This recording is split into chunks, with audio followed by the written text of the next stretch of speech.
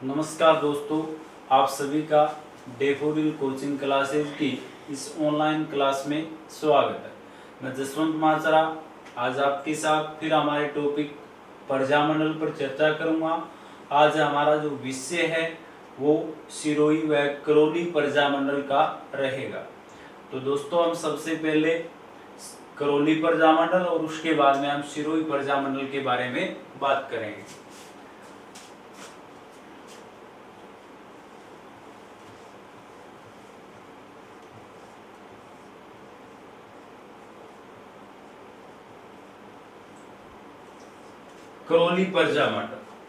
करौली पर्यामंडल के बारे में हम बात करें तो सबसे पहले हमने जिस प्रकार से जयपुर रियासत का जो पर्यामंडल टॉपिक हमने पढ़ा तो उसमें हमने अर्जुन लाल सेठी के बारे में बात की। उसी प्रकार हम अन्य जो पर्यामंडल जो टॉपिक हमने पढ़े तो उनमें भी कुछ मुख्य व्यक्तियों के बारे में बात की। तो आज हम इस करौली पर्यामंडल की शुरुआत से पहले यहाँ के जो राजनीतिक कार्यकर्ता है जिनके द्वारा कुछ महत्वपूर्ण कार्य किए गए उनके बारे में बात करेंगे। तो हमारा जो करौली पर्यामंडल है इसमें सबसे पहले हम बात करें तो दो व्यक्तियों के नाम मिलते हैं। एक है ठाकुर पूर्ण सिंह और दूसरा है कुंवर मदन सिंह।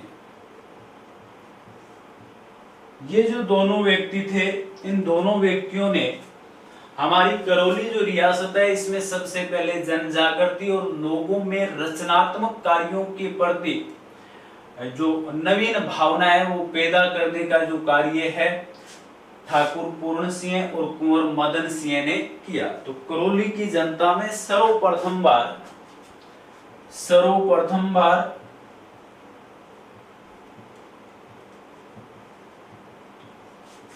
जन जागृति व रचनात्मक कार्यों के प्रति लोगों में जन चेतना का जो कार्य है वो ठाकुर पूर्ण सिंह और कुंवर मदन सिंह ने किया। ये आपके जो कुंवर मदन सिंह है इसने अपनी पत्नी के साथ मिलकर करौली रियासत में बढ़ी हुई लगान दर के लिए अनशन भी किया और उसके बाद में करौली का जो महाराव था उसको इस रियासत में जो बढ़ी हुई लगान दर थी उसको समाप्त भी करना पड़ा था। दूसरे हम व्यक्तित्व के बारे में बात करें तो कवि भंवरलाल। ये जो कवि भंवरलाल था, इस कवि भंवरलाल ने करौली रियासत में खादी प्रचार के माध्यम से लोगों में जन चेतना विकसित करने का कार्य किया। आगे हम बात करें तो चिरंजी लाल।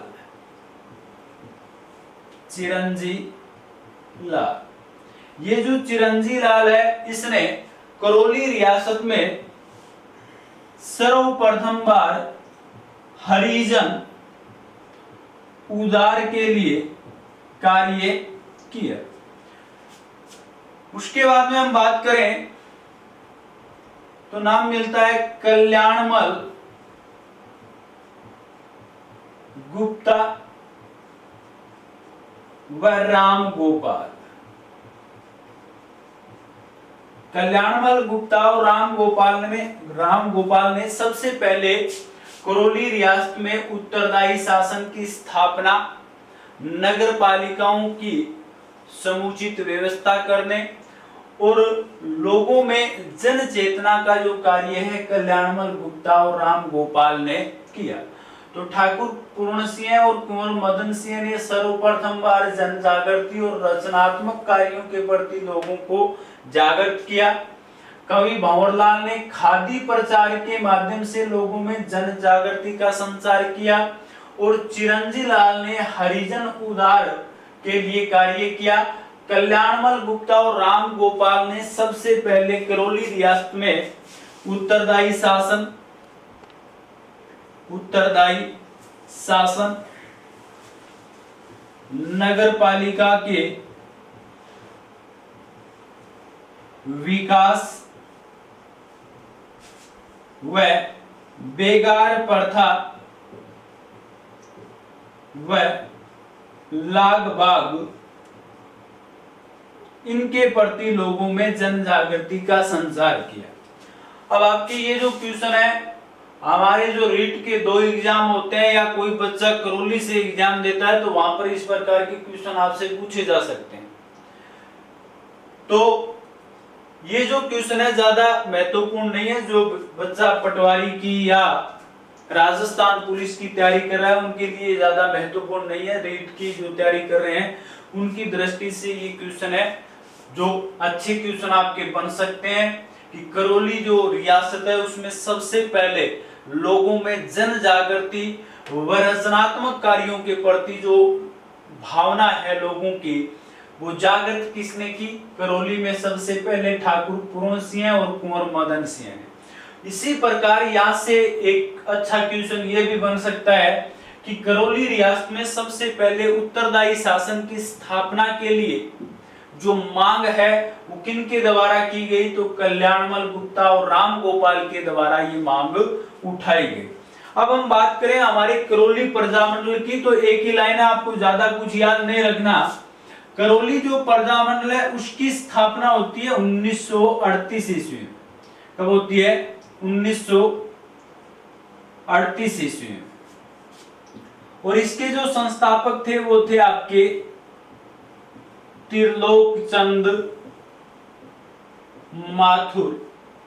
तो इतनी ध्यान में रखना है आपको, करौली प्रजामंडल की जो स्थापना है वो 1938 में हुई। संस्थापक कौन थे? त्रिलोक चंद माथुर। इसके अलावा आपकी इस करौली प्रजामंडल का जो अधिवेशन है वो अप्रैल 1939 में होता है। अप्रैल 1939 में इसका अधिवेशन होता है और अधिवेशन की जो अध्यक्षता है वो त्रिलोक चंद्र माथुर ही करते हैं। अधिवेशन कब होता है? 1939 में। करौली प्रजामंडल की स्थापना से संबंधित हम बात करें तो ये एक ऐसा प्रजामंडल था जैसे 1938 में त्रिलोक चंद्र माथुर ने इसकी स्थापना की। तो त्रिलोक चंद्र माथुर ने उत्तरदायी शासन की यहाँ पर मांग नहीं की। त्रिलोक चंद्र माथुर ने यहाँ पर यह मांग की कि जो करौली रियासत की जनता है उसकी राजनीतिक, सामाजिक और आर्थिक दृष्टि से वो करौली की जनता है वो उन्नत हो। इसी प्रकार की मांग की। अप्रैल 1939 में जो अधिवेशन हुआ उसमें भी लोगों की आर्थिक, राजनीतिक व सामाजिक प्रगति से संबंधित प्रस्ताव पारित किए गए। उसके बाद में हम अंतिम बात करें तो हमारी जो करौली रियासत है उसमें 1946 ईस्वी में राजपूताना के कार्यकर्ताओं का एक सम्मेलन होता है और उस सम्मेलन में प्रथम बार यानी 1946 ईस्वी में करौली रियासत में प्रजामंडल के द्वारा प्रथम बार उत्तरदायी शासन की स्थापना से संबंधित प्रस्ताव पारित किया जाता है या उत्तरदायी शासन से संबंधित प्रजामंडल के द्वारा मांग की जाती है। वैसे आपको बता दिया कि कल्याणमल गुप्ता और राम गोपाल ने उत्तरदायी शासन की स्थापना हेतु प्रयास कब किए? प्रजामंडल से पहले किए। 1938 में प्रजामंडल की स्थापना हो जाती है और 1938 के बाद से लेकर 1946 तक प्रजामंडल ने उत्तरदायी शासन से संबंधित कोई बात अपनी नहीं रखी। तो दोस्तों आपको ज्यादा जो जानकारी है याद नहीं रखनी है। ठाकुर पूर्ण सिंह, कुंवर मदन सिंह, 2 नाम याद रखने हैं। सर्वप्रथम बार करौली रियासत में जन जागृति और रचनात्मक कार्यों से संबंधित कार्य इन्होंने किए। कल्याणमल गुप्ता और राम गोपाल इन्होंने उत्तरदायी शासन की स्थापना के लिए प्रयास किया। 1938 में त्रिलोक चंद माथुर के द्वारा करौली प्रजामंडल की स्थापना की जाती है। अप्रैल 1939 में करौली प्रजामंडल का प्रथम अधिवेशन होता है और 1946 ईस्वी में राजपूताना के जो कार्यकर्ता थे उनका करौली रियासत में एक अधिवेशन होता है और उसके बाद में करौली प्रजामंडल के द्वारा महाराव से उत्तरदायी शासन की स्थापना करने संबंधित मांग की जाती है। दोस्तों आप इसका स्क्रीनशॉट लीजिए।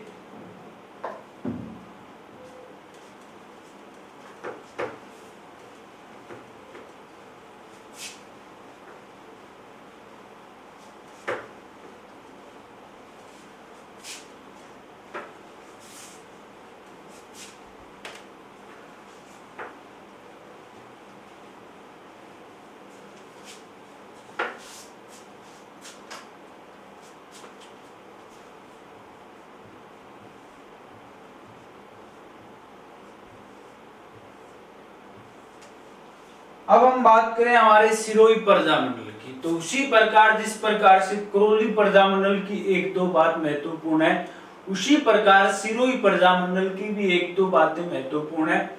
इसके अलावा हमने एकीकरण में सिरोही जो रियासत है उसके बारे में हमने पढ़ा कि जो गुजरात के नेता थे वो उसे गुजरात में, राजस्थान के नेता राजस्थान में मिलाना चाहते थे, तो वो 1947 की बाद की प्रक्रिया है।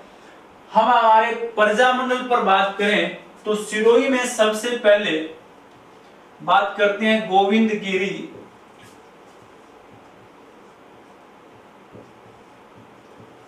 व मोतीलाल तेजावत। गोविंदगिरी व मोतीलाल तेजावत। गोविंदगिरी और मोतीलाल तेजावत ने सिरोही रियासत में सबसे पहले लोगों में यानी किसानों में बढ़ी हुई लगान दर, उच्च लगान दर, बेगार प्रथा व लाग बाग के प्रति किसानों में जागृति पैदा करने का कार्य किया। किन्होंने?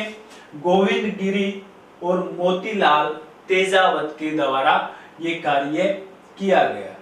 क्या कार्य किया गया? कि किसानों को उच्च लगान दर, बेगार प्रथा और लाग बाग से संबंधित जो उनमें जन चेतना का जो कार्य है, जन जागृति पैदा करने का कार्य है, वो गोविंदगिरी और मोतीलाल तेजावत ने किया। आप इसे नोट कर लेना, यहाँ पर मैं ज्यादा कुछ नहीं लिखूंगा। गोविंदगिरी और मोतीलाल तेजावत याद क्या रखना है? सिरोही रियासत में सबसे पहले किसानों में बढ़ी हुई लगान दर यानी उच्च लगान दर, लागबाग व बेगार प्रथा से संबंधित जन जागृति पैदा की थी। अगली हम बात करें तो सिरोही रियासत में 1925 ईस्वी में गोकुल भाई भट्ट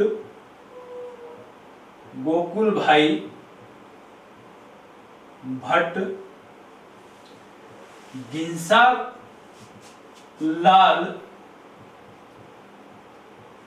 चौधरी, जीवनलाल, रूप सिंह, ये जो व्यक्ति थे इन्होंने 1925 ईस्वी में सिरोही रियासत में गोकुल भाई भट्ट, घिंसालाल चौधरी, जीवनलाल, रूप सिंह, ये जो व्यक्ति है उन्होंने 1925 ईस्वी में राष्ट्रीय आंदोलनों से प्रभावित होकर और सिरोही की जो जनता की समस्या थी उस जनता की समस्या को हल करने का प्रयास किया। आपको यहाँ पर क्या नोट करना है? 1925 ईस्वी में गोकुल भाई भट्ट, घिंसालाल चौधरी, जीवनलाल और रूप सिंह, इन व्यक्तियों ने मिलकर राष्ट्रीय आंदोलन से प्रेरित होकर इन्होंने सिरोही की जो जनता की समस्या थी उस जनता की समस्या का समाधान करने का, उसका निवारण करने का जो प्रयास है गोकुल भाई भट्ट, घिंसालाल चौधरी, जीवनलाल और रूप सिंह ने किया। ज्यादा कोई महत्वपूर्ण बात नहीं है। अब हम बात करें हमारे सिरोही प्रजामंडल की तो 1934 ईस्वी में 1934 ईस्वी में सिरोही के कुछ नवयुवकों ने, उत्साही नवयुवकों ने बंबई में सिरोही प्रजामंडल की स्थापना कर दी, जिसमें दो नाम आपके मुख्य है। समर्थमल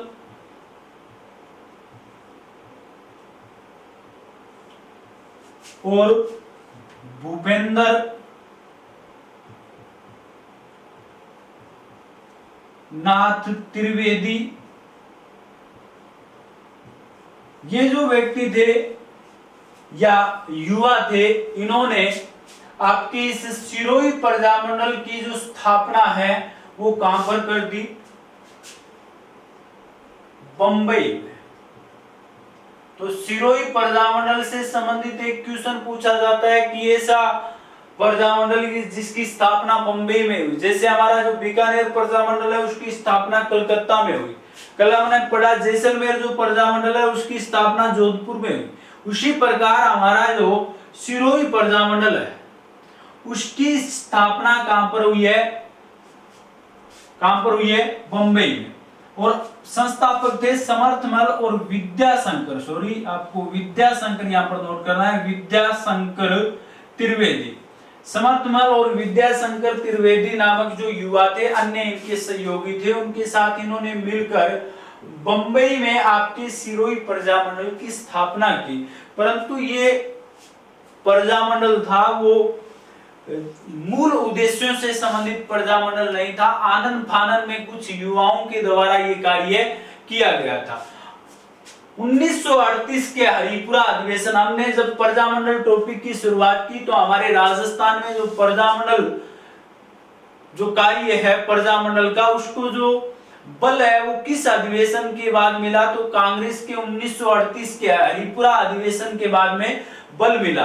तो उसके बाद हम बात करें कि हमारे सिरोही प्रजामंडल की सिरोही में जो स्थापना है वो कब होती है? तो वो 1939 ईस्वी में होती है।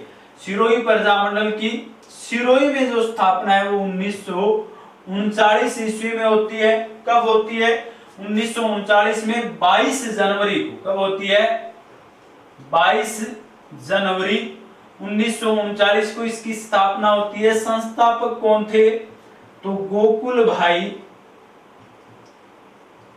भट्ट इसके संस्थापक थे।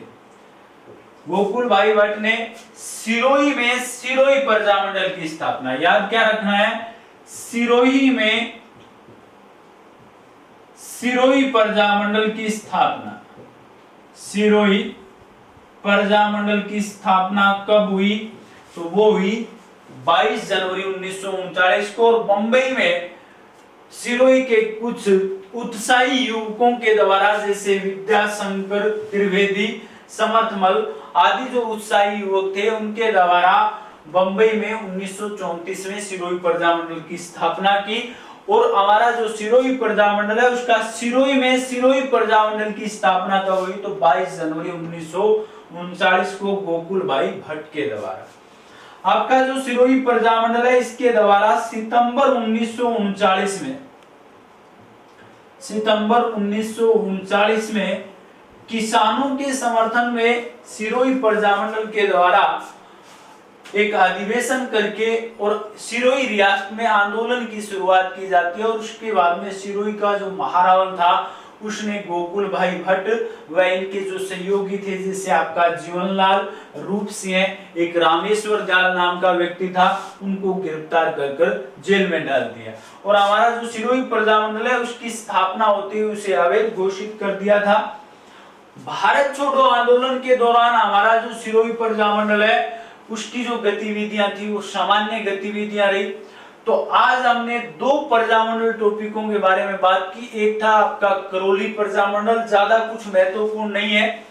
करौली प्रजामंडल की स्थापना 1938 में त्रिलोक चंद माथुर करते हैं। सबसे महत्वपूर्ण बात वो याद रखनी है आपको, और ज्यादा उसमें महत्वपूर्ण कुछ नहीं है। और रीट के जो विद्यार्थी है वो अन्य तथ्य भी याद रख सकते हैं, क्योंकि उन्हें वो तो याद ही है कि करौली प्रजामंडल की स्थापना 1938 में त्रिलोक चंद माथुर ने की, तो उस चीज को तो रटने का कोई फायदा ही नहीं है। कुछ अन्य जो बातें हैं वो आप वहां पर देख सकते हैं।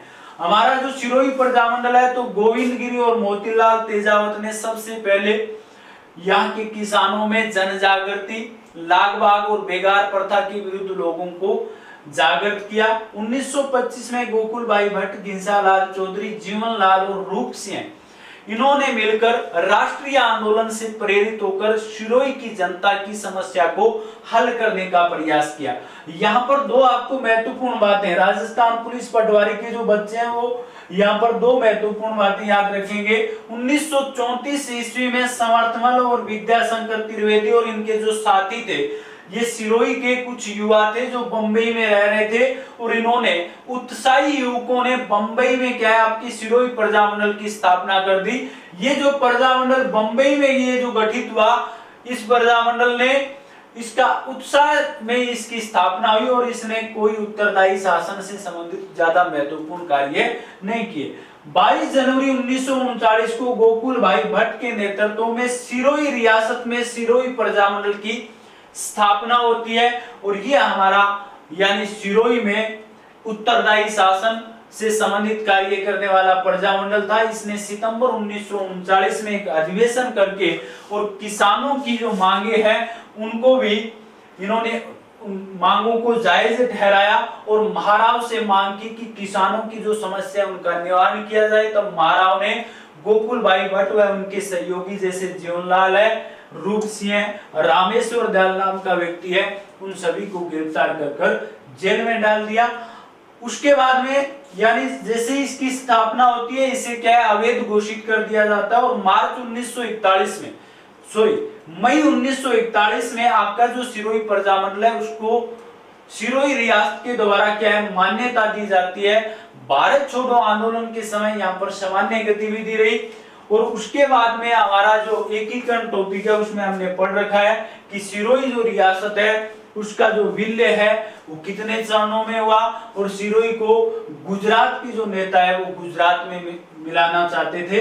तो आपको यहाँ पर दो एक बातें ये याद रखनी है दोस्तों, आप इसका स्क्रीनशॉट लीजिए।